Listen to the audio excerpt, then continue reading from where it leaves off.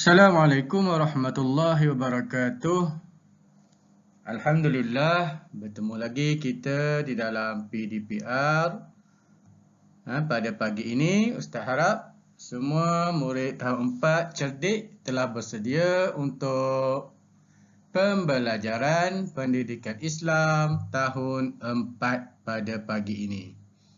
Kita sama-sama jaga SOP supaya wabak COVID-19 akan berakhir. Baiklah murid-murid, hari ini kita akan sambung pembelajaran kita di dalam bidang sirah. Maknanya sirah Nabi lah.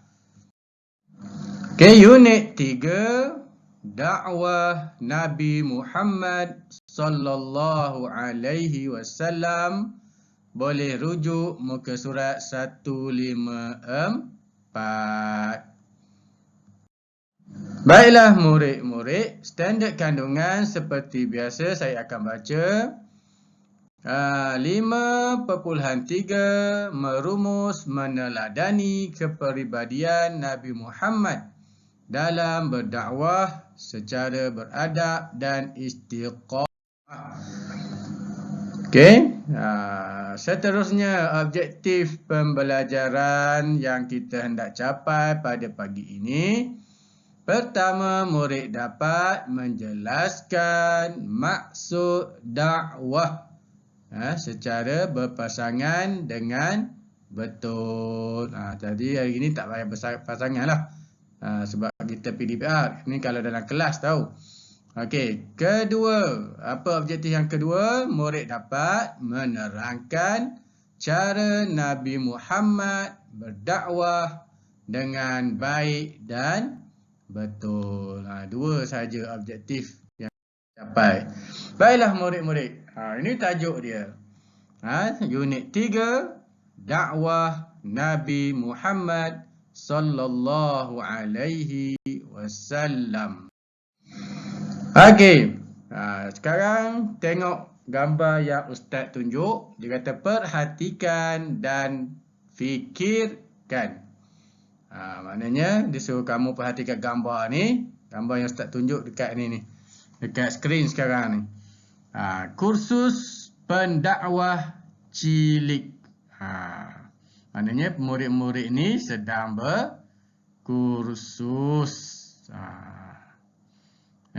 Sedang berkursus. Hendak jadi pendakwah, kena kursus. Tak boleh ikut suka je terus pergi dakwah. Nanti orang tak suka cara kita berdakwah. Okey.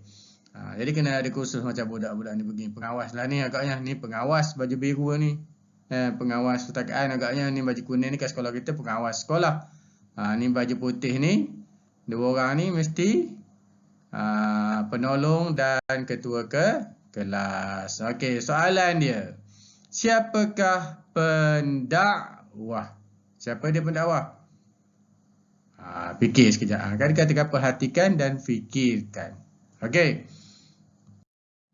Okey, maksud dakwah. Okey, kita baca dulu maksud dakwah. Ustaz akan baca dulu apa yang Ustaz tunjuk ni. Assalamualaikum kawan-kawan. Saya urus setia misi dakwah perkampungan orang asli.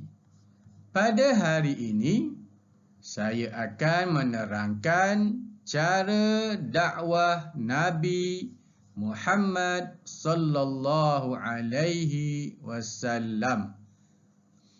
Suka saya ingatkan bahawa dakwah bermaksud menyeru dan mengajak umat manusia untuk beriman dan taat kepada Allah Subhanahu wa Ta'ala serta kembali ke jalan yang benar.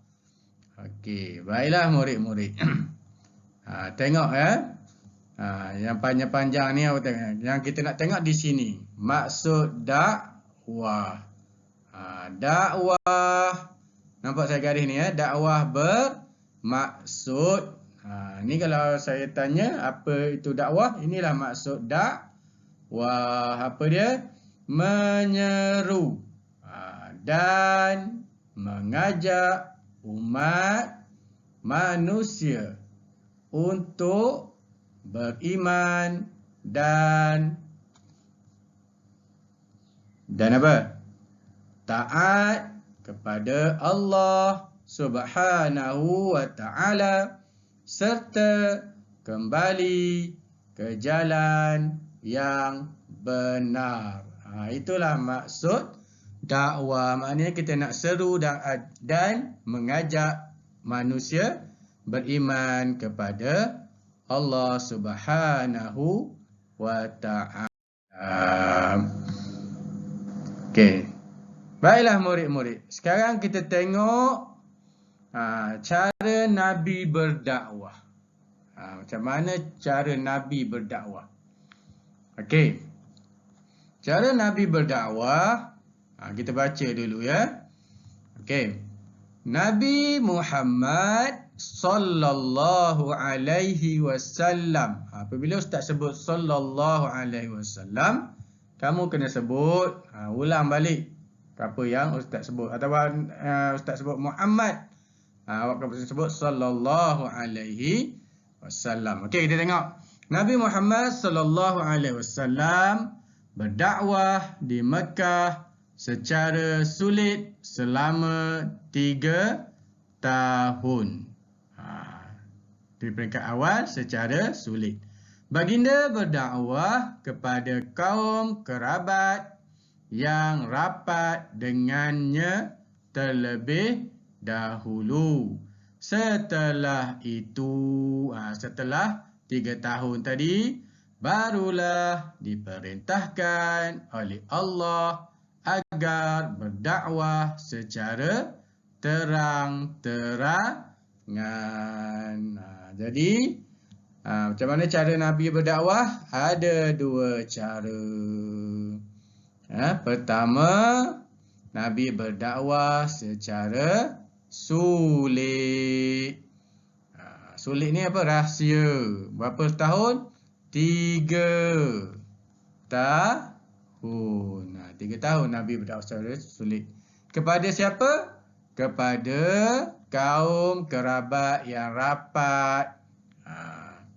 Okey. Setelah itu, setelah 3 tahun tadi, barulah diperintahkan oleh Allah agar berdakwah secara terang-terangan. Boleh faham? Jadi 2 cara Nabi berdakwah. Pertama secara sulit, kedua secara terang-terangan.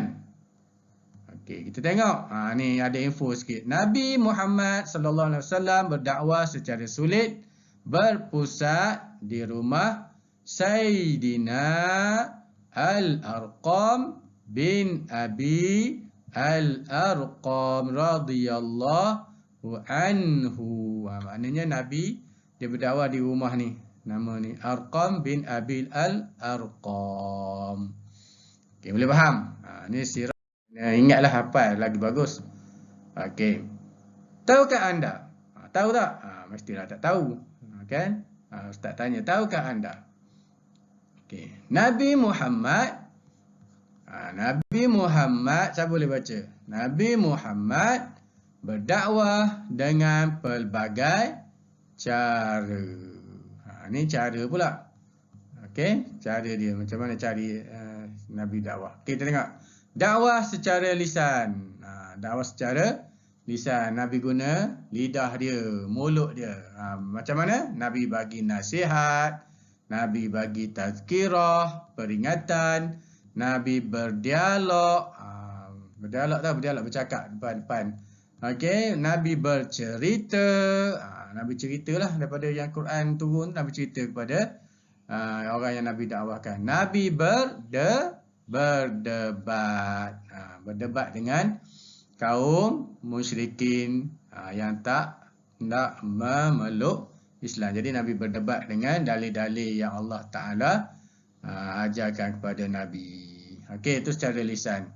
Kedua, dakwah secara perbuatan.